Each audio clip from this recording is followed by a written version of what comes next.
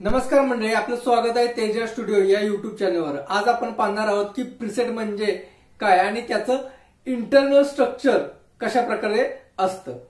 तर जाणून घेऊयात की प्रीसेट म्हणजे काय। प्रीसेट एक छोटासा व्हेरिएबल रेजिस्टर असतो। याचा उपयोग सर्किट मधील रेजिस्टन्स मॅन्युअली ऍडजस्ट करण्यासाठी होतो। मुख्य कारण याचा उपयोग म्हणजे काय तर कॅलिब्रेशन किंवा एखादं व्हॅल्यूम असू द्यात किंवा कोणतेही व्होल्टेज सेट करण्यासाठी याचा उपयोग होताना आपल्याला पाहायला मिळतो। आता या प्रीसेटचे आपल्याला दोन प्रकार पाहायला मिळतात। पहिला प्रकार जो असतो त्याला आपण सिंगल टर्न प्रीसेट म्हणतो। म्हणजे याच्यामध्ये काय असतं तर एकदाच फिरून तो आपल्याला काय सेट करता येतो। तर दुसरा प्रकार आहे तो मल्टी टर्न प्रीसेट। यात तुम्ही रेजिस्टन्स अत्यंत बारीक पद्धतीने सेट सुद्धा करू शकता। तुम्ही बाजारामध्ये अनेक प्रकारचे प्रीसेट पाहिले असतील, पण कार्बन प्रीसेट काही अशा प्रकारे आपल्याला पाहायला मिळतात। तर ऍक्च्युअल या कार्बन प्रीसेटचं आतील कन्स्ट्रक्शन कशा प्रकारे आहे हे आता आपण जाणून घ्या।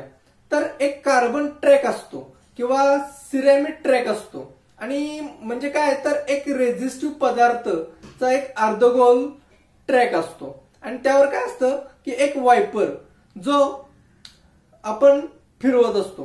म्हणजे त्याला एक मेटल असतं आणि त्या मेटलच्या माध्यमातून तो आपण वायपर फिरवत असतो। तसं 3 टर्मिनल सुद्धा आपल्याला इथं पाहायला मिळतात। 2 टर्मिनल हे ट्रॅकच्या दोन्ही टोकांशी जोडलेले असतात, तर तिसरा टर्मिनल म्हणजेच आता जे मी बोललो की तो वायपर असतो।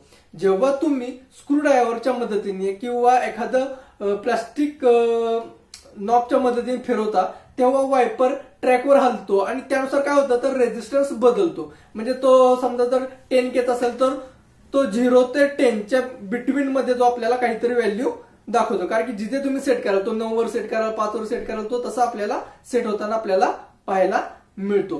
आता हे कार्बन प्रीसेट कुठे यूज होतात? हे कार्बन प्रीसेट ऑडिओ सर्किट्स मध्ये यूज होतात, सेन्सर कॅलिब्रेशन्स मध्ये होतात, व्होल्टेज सेट करण्यासाठी होतात, अँड्रिनो सर्किट मध्ये सुद्धा यूज होताना आपल्याला पाहायला मिळतात। जुन्या इलेक्ट्रॉनिक्स डिव्हाइसेस मध्ये हे प्रीसेट खूप मोठ्या प्रमाणात वापरले जायचे। आजकाल आता त्याच्या जागी बदल होत गेलेले आहेत आणि काही ऍडव्हान्स प्रीसेट आपल्याला पाहायला मिळतात। आता हा प्रीसेट हा बारकाईने हाताळणं खूप गरजेचं आहे, कारण की तो काय असतो नाजूक असतो। एकदा सेट केल्यावर वारंवार त्याला फिरवायचा नसतो किंवा फिरवू शकत नाही। स्क्रूड्रायव्हरच्या पद्धतीने आपण त्याला पाहिजे तसं सेट करू शकतो। तर मंडळी, ही होती प्रीसेटच्या इंटरनल कन्स्ट्रक्शन विषयीची माहिती। व्हिडिओ आवडला असेल तर लाईक, शेअर आणि सबस्क्राईब करायला विसरू नका। आणि तुमच्या काही शंका असतील तर कमेंट बॉक्समध्ये मला नक्की सांगा।